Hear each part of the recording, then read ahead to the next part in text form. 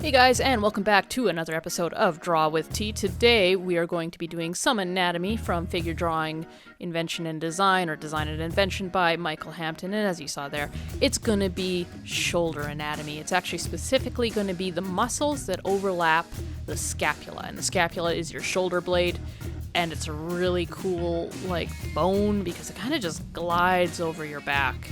And it's kind of connected with your upper arm and your clavicle, which is your collarbone. And I can't at any point remember anybody really teaching me about the specific muscles of the scapula and what they do. So this was kind of an exciting page for me to do. Unfortunately, I've kind of forgotten a lot of what it showed me, just because it's very specific knowledge, and to be honest, not something I heavily need to know as an artist. I don't need to know, the differences between one of three muscles. That this one pulls it specifically at this angle, but this one pulls it at a slightly nuanced, different angle. It's enough for me to kind of know that there's, three muscles under here and then a fourth one over top.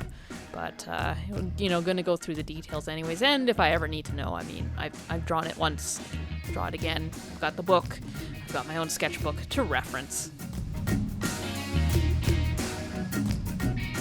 So here I just start off by drawing kind of very carefully.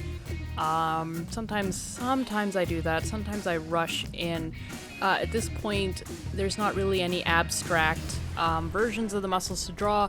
We're not really dealing with one muscle here. We're dealing with a group of muscles, which I think is probably a good way of organizing the book, because at a certain point it no longer matters to explore, each of these muscles doesn't need an individual page by itself. Well, maybe it would if you were a medical student, or if you, for some reason, did a lot of drawing of those muscles specifically, but I think this does enough of a job to let you know kind of how the skin would lay over it, sort of the dimpling, and, just all you really need to know are there's the three muscles, and they do a lot of the moving of the scapula, and the scapula is kind of cool because it just sort of goes everywhere.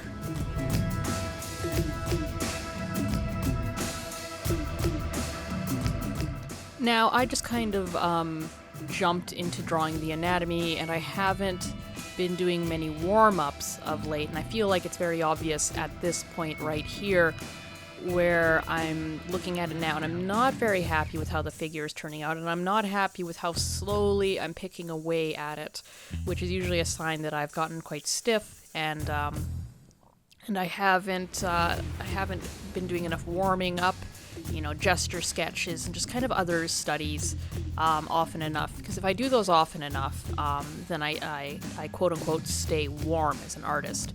And it keeps me loose, it forces me to draw very fast and, make quick decisions, and it stays in my active memory. It's like, well, I gotta draw this sort of running figure in 60 seconds, and I've done this before, I kind of do it like this, and this, and it might be a bit different, but, it kind of gives me a confidence, and my hand a confidence, so when I would sit down to draw stuff like this, it's quite similar. I take a look at what I need to draw, and then I look at my paper, and I'm like, okay, I'll start here, here, and here, and the proportions just kind of come out a bit better when I do that, and I think I'm going to have to return to that. Whether I do videos of every warm-up, I'm not sure. Let me know, guys, if you want to see a lot more gesture videos, a lot of warm-up videos, and I'm talking not like this. I'm talking about just a page of, 60-second gestures, and pages of, just shapes, like just ovals and circles and lines and stuff like that. Would that interest you guys to see everything that an artist does, even like the warm-up stuff before all the glamorous art that you guys like to see? Or do you not want to see that? Do you only want to see a few of it? Let me know, because I won't record them, or rather, I won't record them for YouTube if it's not really a point of interest. Okay, so what I'm drawing here now are some lines and stuff from the book. Basically that sort of triangular shape there on the left, the leftmost triangular shape with all the arrows, that's the scapula. And all the little arrows pointing to that central nub are meant to indicate where the muscles connect to. So all the muscles are kind of going in that direction, and you kind of need to know that for drawing them.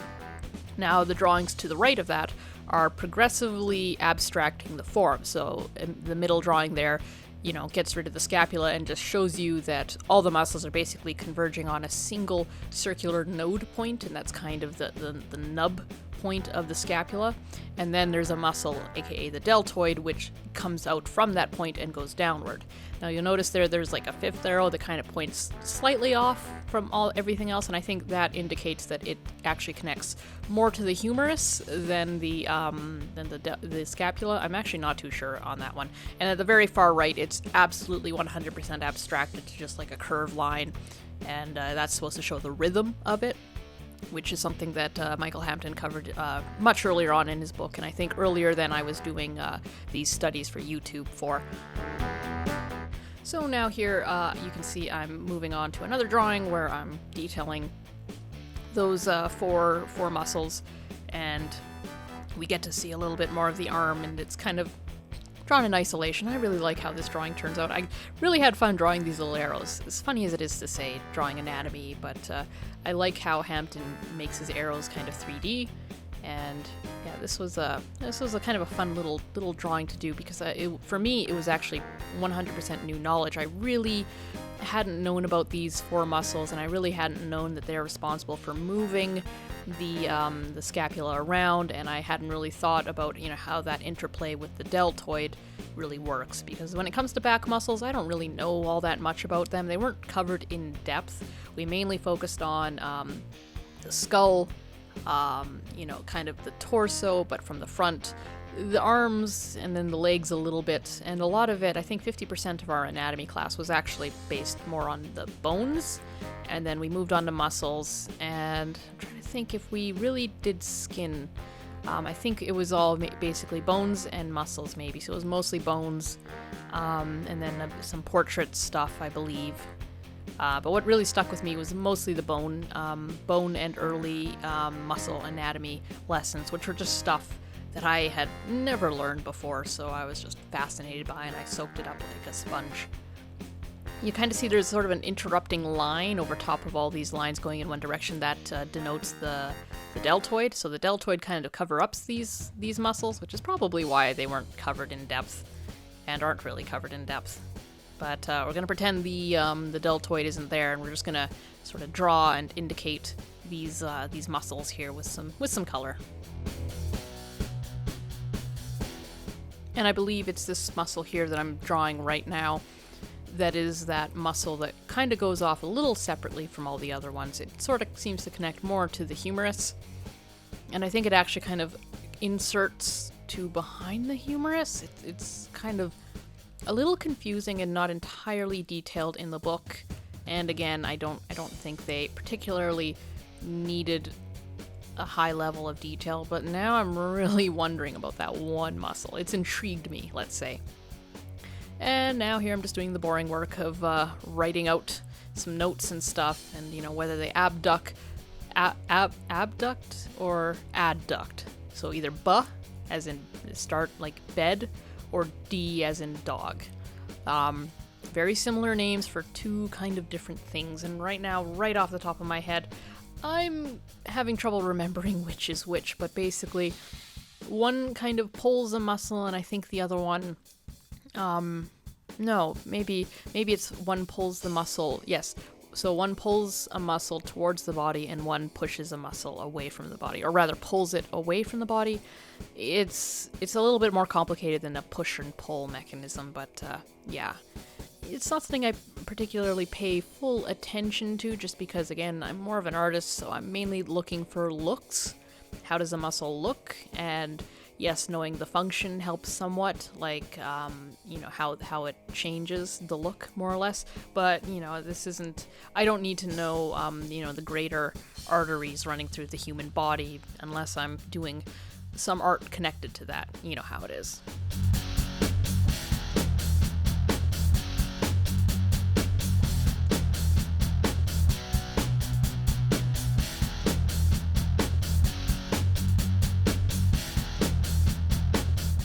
And then why not put all these words in a fancy little box, because I was just feeling that way. Just of note, I'm actually quite happy with how the sort of the red striations appear in the upper left drawing. The anatomy is a little bit questionable, but I do like how I sort of managed to indicate the direction and sort of the muscle tissue of the muscles. Really quite happy with that. Now here's a little doodle that I'm doing from the book. You can see it immediately on the left, and this is just talking about how to find the waypoints of the arm, because the arm's kind of round, and with round things it's hard to kind of know where things lie. Like, you know, you might accidentally draw your deltoid at the front when it should be, you know, immediately at the side, and this actually uses the deltoid, kind of tries to explain if you find the side of the arm with the deltoid, because the deltoid is always like 100% at the side. It's not really to the front or to the back. And if you can find that, then you can find out how to place everything else, you know, everything underneath it, the scapula, muscles, all of that. And so I decided to do a quick drawing of that, and I think I make notes of it. Yeah, quite simple stuff. Well, I should say, quite a simple drawing thing. The concept isn't quite simple. I mean, it's simple, but I know from my own experience that I'm going to forget this, or I'm not going to quite know how to apply it. It just kind of comes with doing it more and more often. It's the best way to get better at that sort of stuff, and placement and anatomy, honestly, in general, is just kind of from doing it over and over again and observing it, of course. Here I'm just making notes of basically what I told you, and I think that's kind of it for the art side of things. I think from here on out it's mostly notes. Maybe I doodle a few extra things.